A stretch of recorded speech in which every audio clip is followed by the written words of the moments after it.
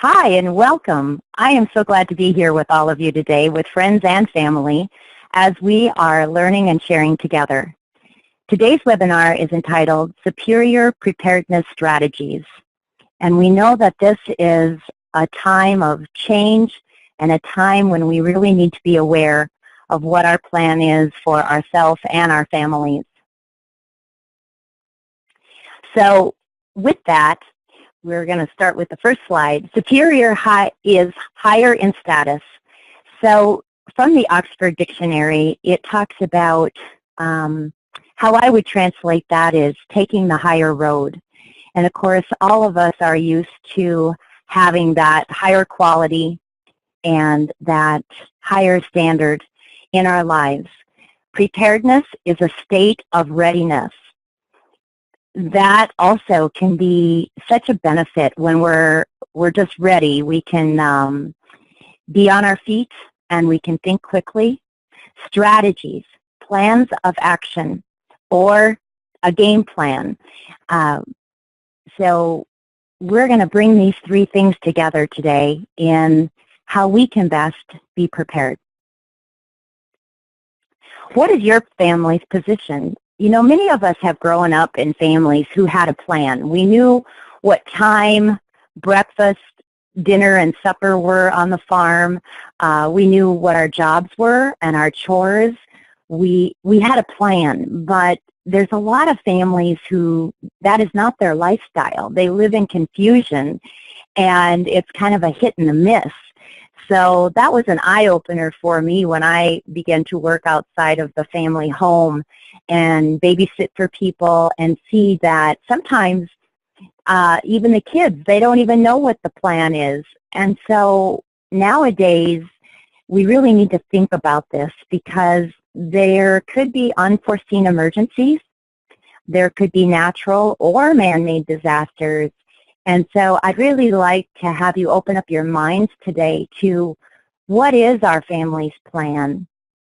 And maybe you have it down pat, but you need to help your kids and your grandkids with making a plan. What is your family's position?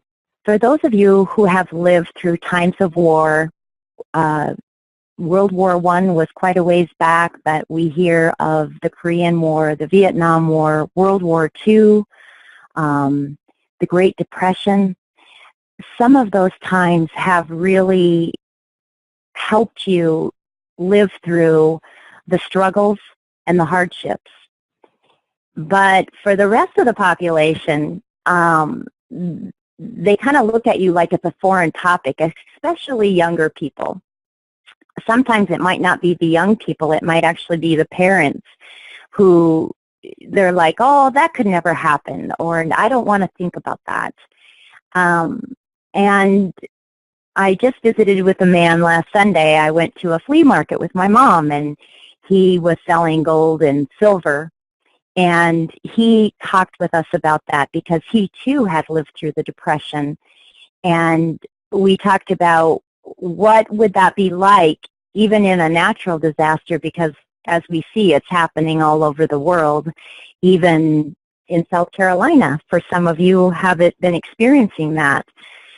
So I want to take this time right here to just tell some stories, if I could, and some family background, just to kind of give you a picture and what I've even learned in preparing this webinar. Some of these stories I had heard bits and pieces, but I believe it's come together better that I could share it with you. My great-grandparents homesteaded our farm back in 1872, where we still have our family farm. And when they came here from other countries, they actually built or made a cave in the side of the hill where they lived before they had a house. And they had just gotten their house built when diphtheria hit, and they lost 3 of their children in one winter. So I can imagine that was devastating. Times were so hard during that time that my great-grandpa had to leave the family and go work on the railroad for 2 years. And you know, back then there weren't cell phones and texting and mail like we have nowadays. There wouldn't have been the communication. But in 1888, it was a really rough winter. It was called the winter of 1888. And during that winter, we didn't have trees around our property or trees in the area where we lived. So our family and the families that were around us would take their draft horses with their wagons to the river, to the Missouri River, which was about 15 to 20 miles away. And they would get wood for winter and for heating the house. And while they were there, a tremendous snowstorm hit, and it came on so fast that people actually that were outside, they froze right there. But it was so bad that they couldn't see to get home, and so they just let go of the reins of the horses, of the teams of the horses, and the horses brought them home, both ourselves, our family, and our neighbors to the east. And the horses could find their way through this blinding snowstorm. It was so bad that my great-grandpa, they had to tie a rope or a strong twine around him, and he had to be tied to the house to make it to the barn to feed the animals and make it back without getting lost. So then the Depression hits in the early 1930s, and that was really rough times. And people who live out here call this the Midwest, but I know that most of the world knows it by the Central Plains. But the Central Plains got hit really hard also with what was called the Dust Bowl through Kansas and Nebraska and South Dakota. So out of approximately 5 years, there was maybe only 2 years of crops. So I was asking my dad and some of the neighbors, you know, what did people do? What did they eat? And my dad told me yesterday, he said, you know, everybody helped everybody because everybody needed help. And they did raise gardens, and they would either pump the water by hand or if they had a windmill so that they could get some water to water the gardens. And I thought that was so cool because we're hearing a lot about community these days and about community gardens and raising food and herbs. And this has already been done. Well, then the grasshoppers hit, and the grasshoppers would come in these great clouds. If there was a green tree left with greenery on it, my dad told me that by the end of the day, the total tree was gone.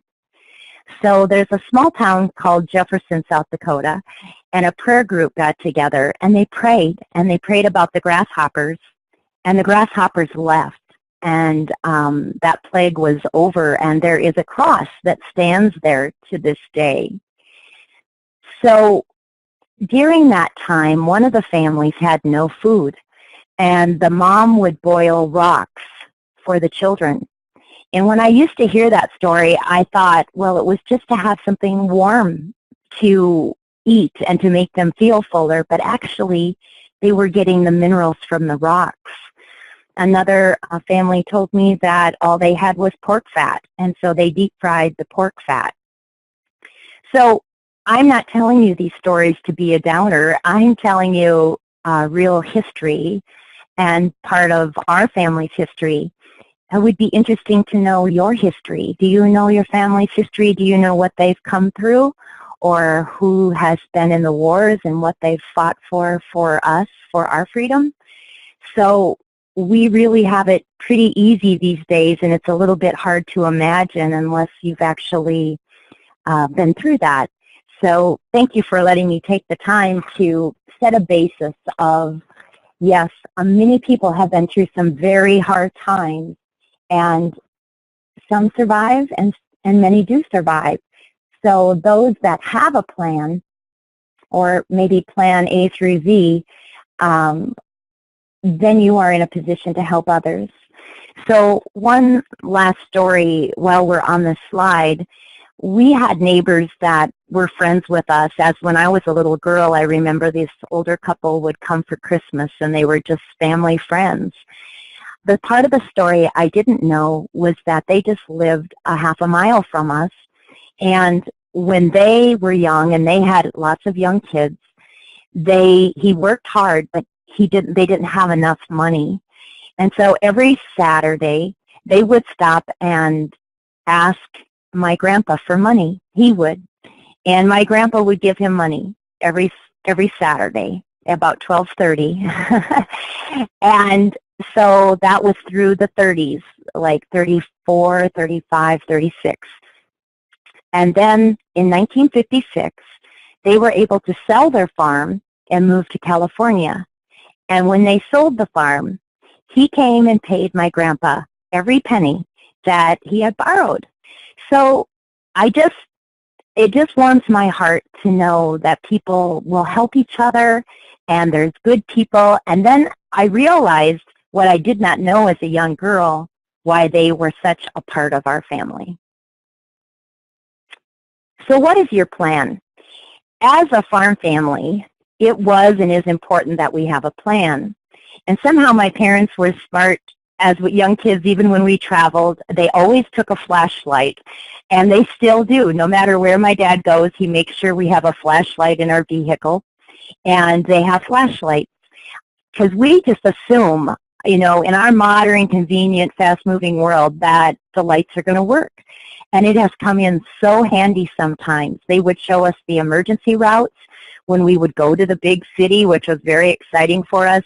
They would show us the fire escapes, or what would be called the service stairway. And I would do the same with my kids. And when we were in big crowds, we always had a designated place to meet if we were separated. Sometimes you hear about something that will happen in a large crowd, maybe the dome, the ceiling comes down, or in foreign countries you hear of stampedes. But we had it as simple at the farm that if there was a fire, everyone would meet at the light pole. That way we would know who was out and who wasn't. On a lighter note, for those of you that were on the Baltic Sea tour in 2005, you maybe remember my mom. She was just worried because she forgot the flashlight, and we were in the lower part of the ship, and it was very dark. So when we got to Stockholm, Sweden, she made sure we were going to buy a flashlight. We did, and we almost missed the ship on the cruise. And I'll tell you, a lot of you guys had a good laugh about that, guys and gals, about Mom's flashlight. So please be sure you have flashlights and batteries.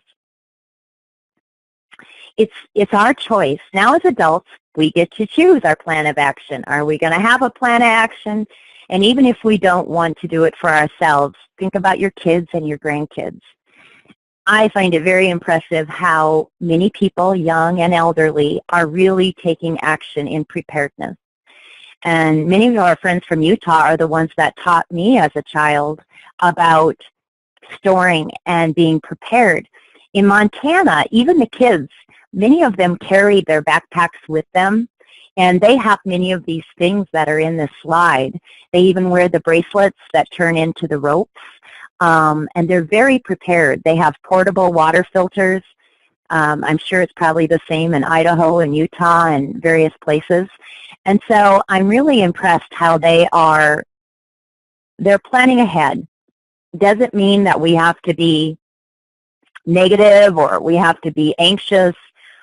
I think I feel less anxious by just knowing that, one, God will protect us, and two, we've got a plan. So are we going to ignore the call of a plan of action? It is surprising to me how people don't want to think, talk, or prepare about the known or the unknown. And I know that can create a lot of fear and anxiety. I know that's going to be covered in our webinars with Stephen about supporting the nervous system and what we can do and things that we can do to overcome our fear.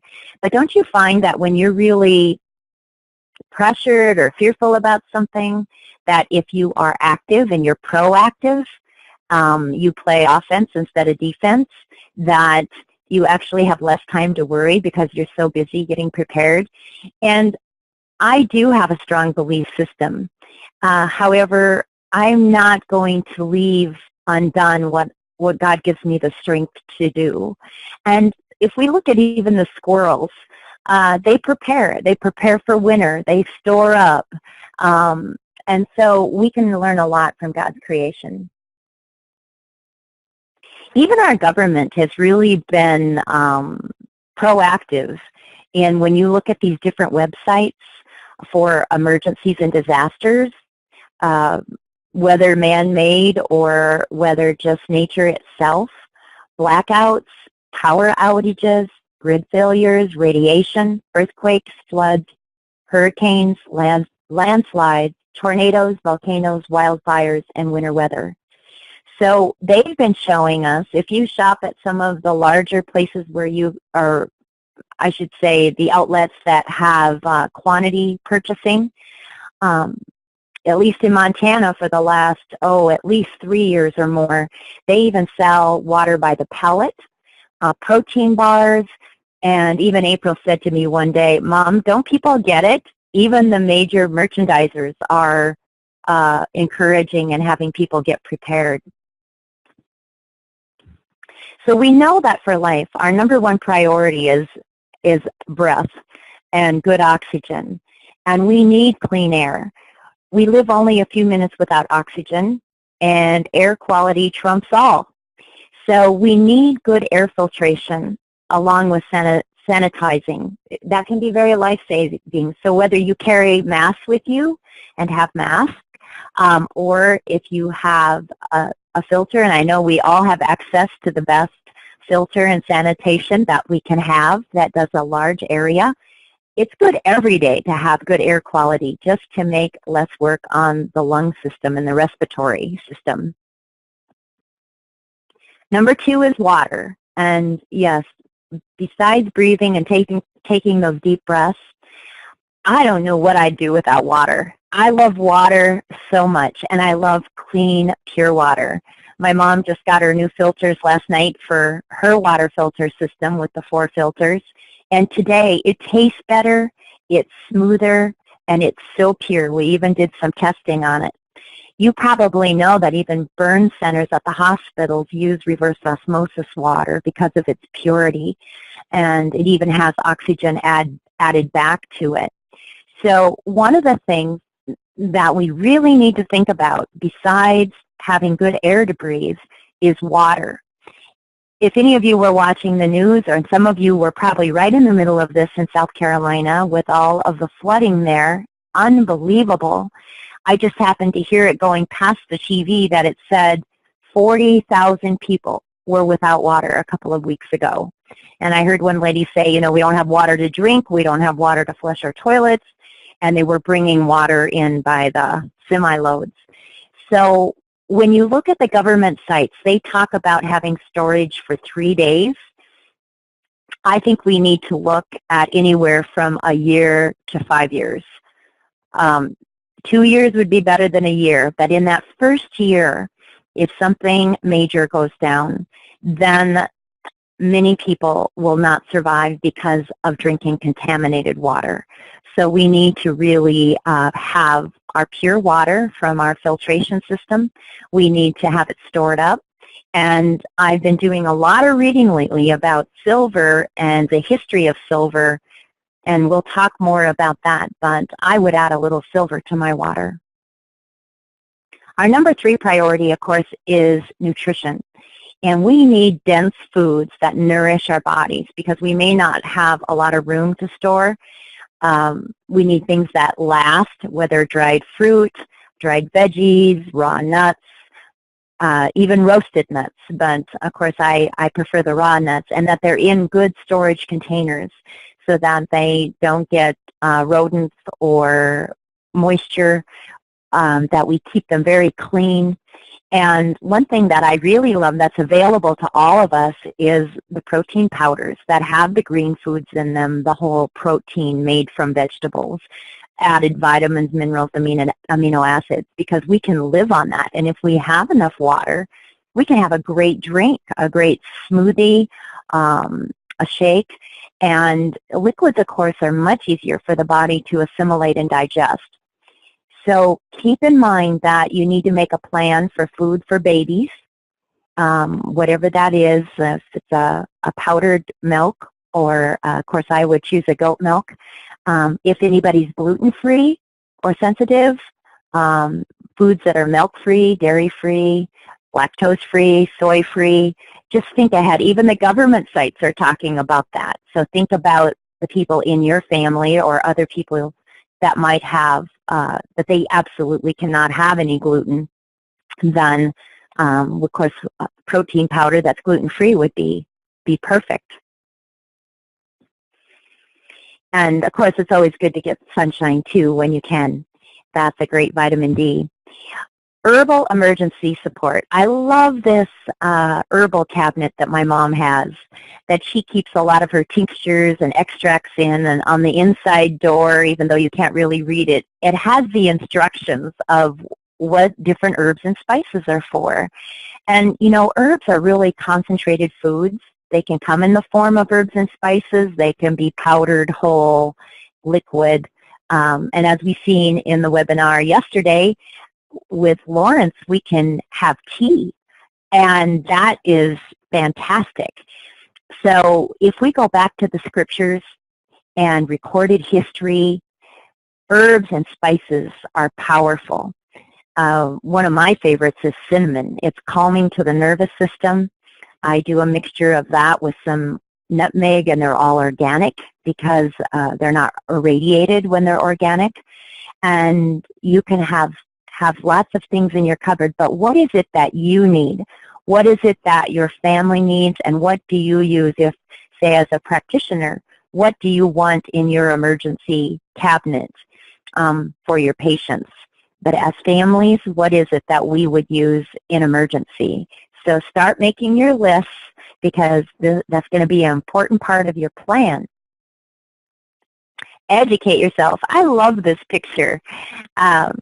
So we know that concentrated foods, whether food, herb, or spice, contain valuable nutrients. So it's important to educate ourselves and our families which nutrients support the systems, and to have your instruction booklet. So not that your book is going to look like this. However, make sure that you have it in a waterproof bag, and also fireproof. You're probably going to have a fireproof chest for some of your other valuables. Besides the Bible, I'm going to have my herb Bible, so that even if I'm not here, my family would know what to do and how to use the herbs and spices. So as a young girl on our farm, we went organic in 1969. So we have this homestead. And you know, before the 1940s, everything was organic. That's the way it was raised. But in the wartime and the chemical revolution, then the chemicals began to come into play. So you had to actually purposely not use them to be chemical-free organic, or you could go certified organic. We didn't certify, we just went without the sprays. And we had a lot of gardens, we still do, a lot of farming, 1,000 acres. So we walked that land, and we cut the weeds and thistles, and we picked the bugs by hand from the potatoes. And so you get a real picture and a real feel what it takes to have good food.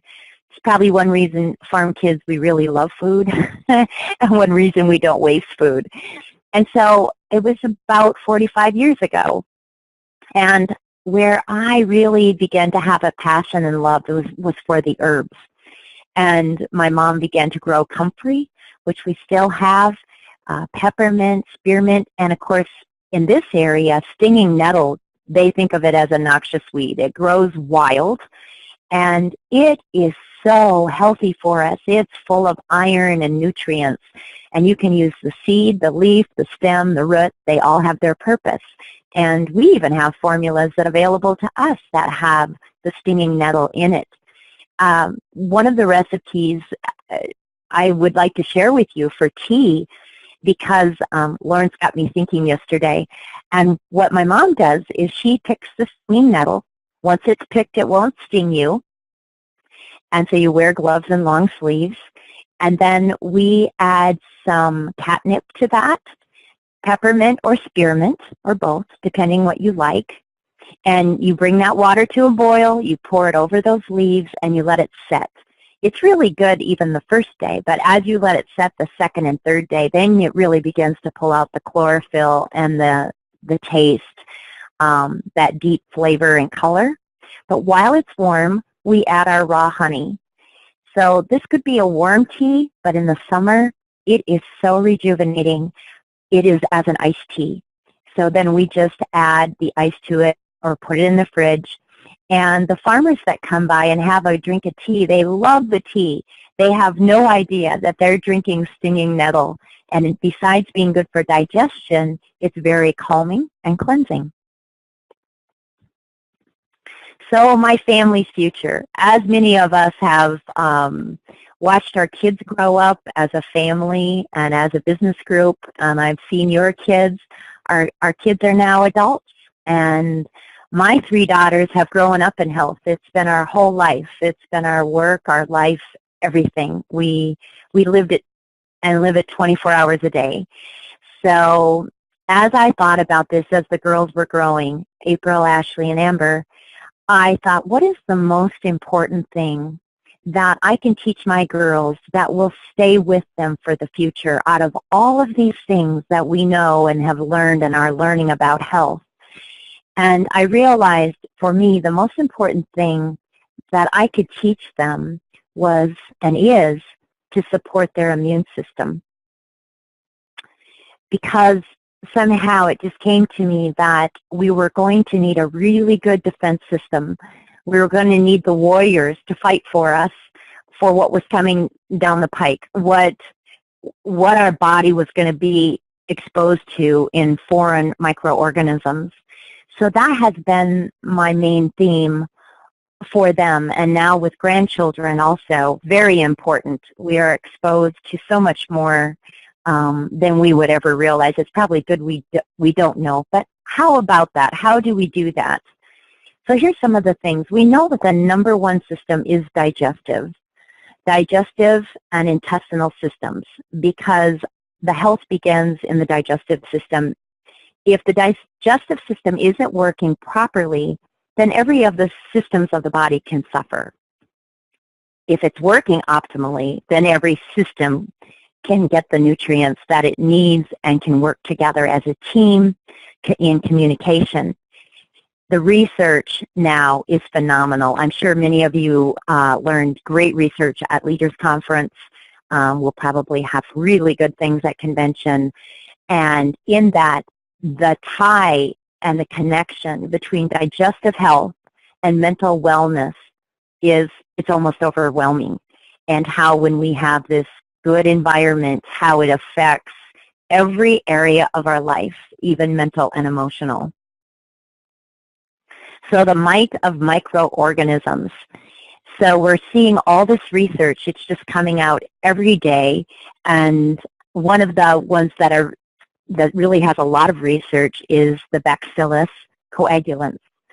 So when we look at that and probiotics and acidophilus, they all are factors in the body's production. It's a cofactor of B12 and folic acid within the body. When you begin looking at B12 and folic acid, oh yeah, we know that's good for the health of the red blood cell. Or we know that moms that are expecting, that during pregnancy, they need 800 micrograms of folic acid every day. That's substantiated.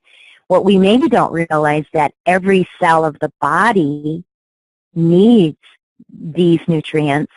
And what we're seeing here also is that maybe possibly the body does produce some of these. The scientific research is now out that possibly some of the vitamins that we were taught that are water soluble, such as in the family of vitamin Bs, that maybe the body can produce some of those. So it has a much better chance of that when you are giving the body these friendly microorganisms, and that internal environment can be friendly and it can be balanced. The other part of that is, are these some of the things that we need to look at having in our storage? It might not be considered an emergency kit, but it would possibly be something that would be very important for the health of our family long term. Essential enzymes. Enzymes are the spark of life. And you know what it's like if your spark is not sparking, like your motorcycle won't start or your vehicle. And we don't live a really long time without enzymes. Minerals help to produce enzymes in the body, such as magnesium. It is a cofactor of over 300 enzymes. So when you say what's more important, enzymes or minerals, they both have their very vital place. However, enzymes can be sparked by by minerals. So enzymes are found in organic, live, raw food, and also by supplementing. So as my kids call them, the Pac-Men from way back, the Pac-Men go in there and they help to break down the food so that we actually can get those nutrients to the cellular level. Let's talk about historical experience. I love history, and this information about George Washington and Valley Forge, there's quite a bit on history.com. There's some really good websites out there.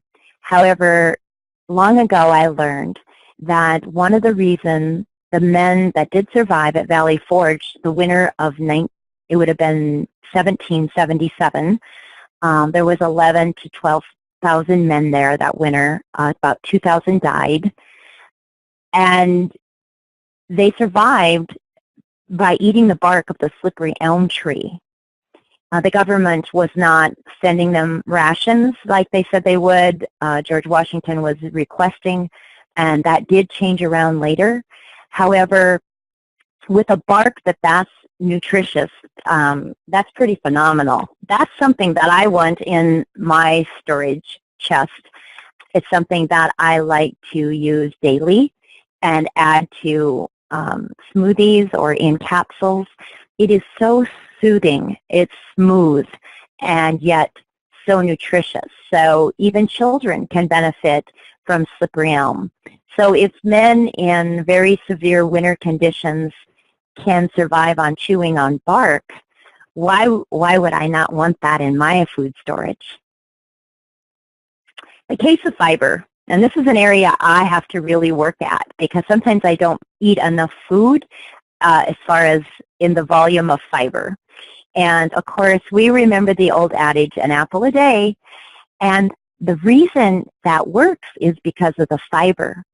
However, nowadays, I want to make sure that I buy an organic apple because then I'm pretty assured, unless like we grow them on our trees, so I've been eating a lot of apples and juicing apples. When it is certified organic, it should not be a GMO, a genetically modified organism.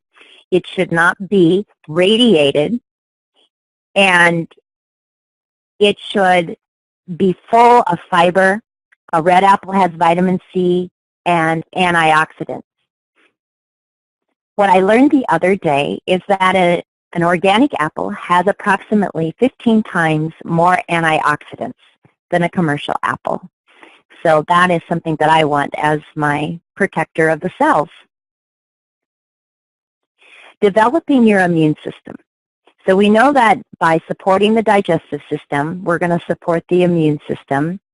And what other key nutrients do we need to do that for our kids, our grandkids, ourselves, teaching the community? Here's a powerhouse of ingredients. The first one is the Beta-Glucans, and then I have to pause to say this herb. It is Arabinogalactan, colostrum, cordyceps, and the healthy mushrooms, both Reishi and Maitake, and these are historically known for the immune system. Let's take a look at these individually because this is the powerhouse that I have used for myself. Beta-glucans stimulate the action of the immune system. They support the production of macrophages, T cells, B cells, natural killer cells, cytokines, all of which support the body's natural defense system. Right there, that is a powerhouse in itself because when we're talking about supporting the production of macrophages, we're talking about that inner powerhouse of the cell. And then when we look at the Arabinogalactan, it also supports natural killer cells and macrophage activities. It also supports production of beneficial types of bacteria. So wouldn't this be a great enhancement to put with if we're adding or supplementing probiotics, acidophilus, or a bacillus collagen? That would maybe be a great enhancement for digestion and immune. Colostrum. Colostrum is something that is that first, even before the milk, when a baby nurses after it's born, whether it's a baby calf or a baby human. And it is rich in protein and immune-enhancing transfer factors, and colostrum supports the immune system. Some babies didn't start out with that, so it's great that we have options that we can supplement that. Cordyceps. I absolutely love cordyceps. I take it by itself. I also take it within a formula of these herbs, and it increases T-cell, B-cell activity, important to immune response. In the 1990s, the winning Chinese, it was a track and field team, they utilized cordyceps to increase energy, stamina, endurance. They were doing so well that they actually were, I don't know if the word's investigated, but tested to see what they were doing, that it was not drug-related, that it actually was a Chinese herb. Reishi, and I'm not sure that I pronounced that right, Maitake mushroom, or Maitake, it is thought to support the immune activity, support the activation of natural killer cells, and support macrophages. I know they don't look really pretty, but they are really health-enhancing. One thing that I find interesting is that myself, who cannot eat regular mushrooms, I like them, but they don't like me, I can eat and supplement with the healthy mushrooms and the Chinese mushrooms, and I get good benefits and not ill effects. Elderberry has long been used to support several systems of the body. It is so power-packed with nutrients, another concentrated food. And so we can support our immune system with this, and especially if we combined elderberries with vitamin D, which is immune-supporting, echinacea, willow bark, royal jelly, and olive leaf. Now, royal jelly comes from the queen bee, so it's very valuable, and it doesn't take much. But whether you're a kid or an adult, this can be really good at any time of the year, but especially through the winter months. When the East meets the West, how many of you were able to go to China in 2006? That was a life-changing trip. And I remember my brother saying after we got back from that trip, he said, I will never see life the same way. And we went to the warehouses where they had these bulk herbs. We went to the pharmacies where they had the herbs in the drawer whole. They would pull them out. And once they knew what the prescription was or what the doctor recommended, they would chop them up and combine them right in front of you. And we visited the Beijing University, where they take the 6,000 years of history and medicine and what has really worked for them. And they also introduce the Western of our less than 200 years medicine, and they complement each other. So we can learn so much from the Chinese herbs. And while we were there, Stephen Horn taught us a class, immersion in the Chinese herbs. And one of the terms that we learned there was traditional Chinese medicine, TCM. And I know it would probably take years of study to truly understand their thousands of herbs. However, when you have a company that will put it together for you, it's already formulated for what you need. Olive leaf. Now, this is one of those herbs that is good for more than just, we could have listed circulatory system, urinary system, respiratory system, because the olive leaf does contain antioxidants, and it does help support unwanted invaders in our body. So this would be a very important team member and a very part of the herbal chest. Okay, silver. Many of you invest in silver. Many really love the history of silver because when we go back to Rome, the Romans would throw the silver coins in the barrels of water and let them be in the water to use them for purification. Silver was used during World War I. It is continuing to be used today, but they used it in bandages. It was used during the flu of 1918, and silver has its own workings of helping to inhibit those microorganisms. It can be used in so many different ways. One of the things that my mom has taught me is that it's important to eat from silverware. So she's made sure every sibling had, and all of us have gotten a set of silverware. Or if you just pick some up at the store or a yard sale or rummaging, you can, even if they don't match, you can usually get a fork and spoon. And if you have those, and like when I travel, I just keep those with me because even eating from silver has its benefits. One of the things throughout the history that they noticed during the flu of 1918, which it is estimated somewhere between 20 and 50 million people died. However, on History.com, they're saying it could be up to 100 million because it was impossible to keep records. It was in many countries. It was not just here, but it affected many continents and many families, and it was so fast-acting. However, families of affluence and of wealth were not as affected. Of course, they had better sanitation, and they had silver platters and silverware. So it's interesting when one does use silverware on a daily basis what that can do just in health. It might be a fun experiment for you. In preparedness, I like to carry with me liquid silver.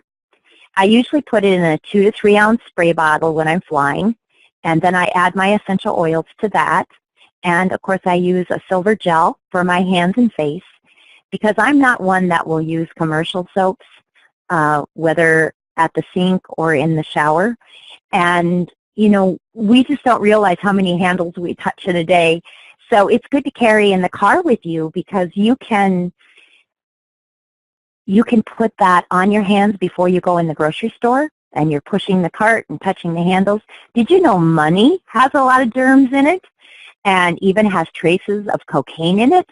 And so we need to be sure that we are protecting ourselves with silver gel.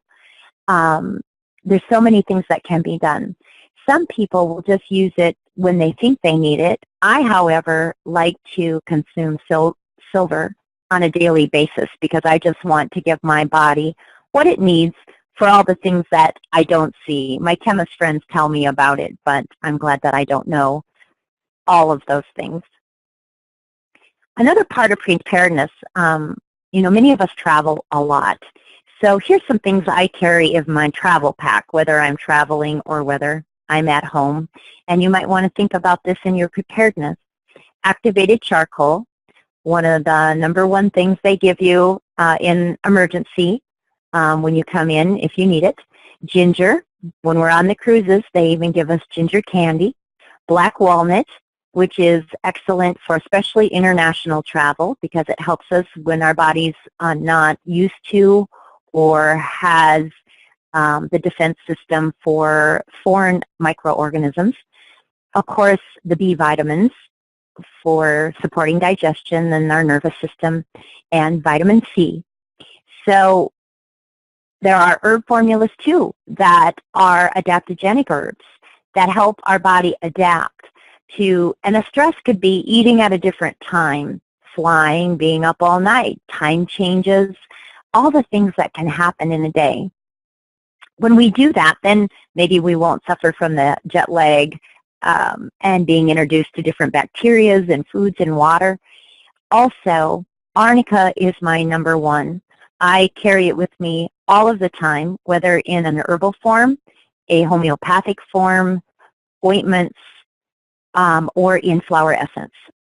And then the flower essences also they have 5 flower essences that we can read about when combined with the arnica. That is just a beautiful combination for balancing emotional and physical. And so we can be balanced with that. And of course, essential oils, whether I smell them, I put them on, I put them in the air with aromatherapy, it can be very calming. Iodine. So iodine is found in the black walnut, but it's also found in seaweed. Here we have an English walnut, but it gives us the idea. Seaweeds such as kelp and dulse. Now, iodine is a trace mineral, so you don't want too much of it when we purchase it, say, at the drugstore. You have to be careful. You don't want too much iodine. But in the food form, we don't have to be quite so careful. It's just a concentrated food, and it supports our thyroid health, which the thyroid is what regulates the assimilation of minerals and our metabolism. It helps us. If we are undecisive, we know that we need to help support our thyroid. And I like to have it on hand, but I also like to take it each day as far as a supplement. Yes, we can get it in our food. Some supplements will actually contain both iodine and kelp along with some potassium, and it's a great source of a natural iodine. Many of you were with us in Cancun when the nuclear plant had the meltdown in Japan. And I'm not one that usually gets to see TV or see CNN, but it was on in our room, and there was an announcement from one of the ministers from Japan that was urging every person in that area in Japan to make sure that they were supplementing with their diet with iodine. And I looked at my mom and I said, see, now the world will know that iodine is so important. Iodine, because we don't realize how many times a day we're exposed to radiation, whether it's our computer, our cell phone, walking through automated doors, scanning our groceries. If you do get scanned at the airport, that's something that I don't do, but going and having x-rays, we just have no idea how much radiation that our body's having to deal with. Superfoods for me. What are your superfoods? I really want you to think about these things. The protein powder is one of my superfoods because protein powders can have over 40 superfoods in them besides the protein from peas and beans and rice, so it's a vegetable source. And then they have vitamins, minerals, amino acids. I love that. I love adding things to it, like my berries and my flaxseed oil. Bee pollen. I would like to say that bee pollen is probably the world's most perfect food in that it has up to 35% protein, 22 amino acids, 27 mineral salts, vitamin Bs, trace minerals, and enzymes. So the bee pollen is really a special food. I'm sure it keeps going up in price because of the risk our bees are under right now. But as the bee enters the beehive, they go through a screen that knocks the pollen off of the legs. And so it's not quite as precious as royal jelly, but it is very precious. And I remember 30-some years ago when I first opened my health food store, I had heard about these people in Russia that were living over 100 years old, and I was so curious about that. And they were beekeepers, and they were so poor that they would not eat the honey. That was only for the rich people back in the day. And they said that they ate the poor man's food, which was the bee pollen. And then there's spirulina. Spirulina is naturally dark green, chlorophyll, protein, 8 essential amino acids, chelated minerals, natural sugars, trace minerals, enzymes. And guess what? It's one of the best food sources of B12. B12 can be a little bit challenging for the body to assimilate unless you're doing it in a liquid and holding it under your tongue for a few, maybe 20 seconds. That is the fastest way in the body, is under the tongue. And so B12 can be of great benefit. One I did not list here was a super algae great sources of protein, amino acids. Slippery elm, which we've talked about, that you can look it up and see all the different minerals that it has and vitamins. And then ionic minerals is something that I really love. I love liquids. It's in my system fast. It's the difference of eating a carrot or juicing a carrot. Good fuel either way, but it's like a way to do it faster. It's a way to do it more efficiently. And so I love at least 70 minerals in my liquids. Now, one thing that we can do here, and not to forget, that salt has a lot of minerals. And when the salt is mined and it's pink, it can have up to 80 plus minerals in it. So I do what's called a salt soleil, and I put salt in my water. In most cases, I get a larger rock, and I soak it. And when the water has absorbed all it can of the salt, either the rock will still be there or it'll be dissolved, depending, and then that's a concentrated salt soleil. And then I add water to it to where it's tolerable. And I drink that in the mornings, and it just gives me great energy. I love the minerals, helps support the glandular system. So tailor this to your needs. According to studies, whether it's been done by an insurance company, I read a study by Harvard, almost every woman, child, and even men can benefit in North America from a vitamin mineral supplement. Think about the kids, or kids at any age. If they cannot swallow tablets or capsules, chewables is a great way to go. And you want the real chewables with the real foods and vitamins, minerals, fruits and vegetables, without the artificial sugars and colorings, liquid vitamins and minerals and herbs, powdered proteins, veggies, fruits, and probiotics, and especially probiotics that don't need to be refrigerated, whether in chewable or capsule, powder. And don't forget that the skin absorbs. We absorb whether chemicals or nutrients through the skin. So much can be done there with your lotions and ointments, and we're going to hear about that this week too. I'm looking forward to that. Part of really good health in an immune system is super sleep, having really good sleep. So here's a key factor, keeping calm. I love kava. When we were in Hawaii with all of you, the girls and I went in early, and we went to an island, and they had a kava bar. And at that kava bar, I just really wanted to experience that, the kava root, for its relaxation. And they served it in a big wood bowl with coconut cups. It looked like muddy dirt water. And when they brought it to the table, they said, no one serves themselves. You took the ladle, the wood ladle, and you filled the other person's cup of tea. So everyone served everyone. Don't forget, these are the old-timers: valerian, hops, chamomile, passion flower, and manganese. These can come in combinations, liquids, powders, singular, all of these. Very important for the nervous system. And then we want to also look at structural support, nervous system support, and some of us don't use prescriptions or over-the-counter pain relievers. So I look at things that we talk about, well, if we work out, we can use this for our tired muscles or our sore muscles. I like to use the ones listed here. They help me so much, whether in the Chinese combination, the Western combinations. I love the oils, especially from the Chinese oils, that the recipes were from way back, more than 1,000 years ago. Those can be very soothing and comforting. And of course, I love organic oils too. The number one king of the herb kingdom is capsicum. And of course, this is our all-time favorite. And thank you to Christine and Jean Hughes. We have capsicum. So capsicum supports the immune system and the circulatory system. It works so quickly. And in the history of the herbal books, it calls it a catalyst. So circulation is a huge key. What are your favorites? Here's some canned foods storing up.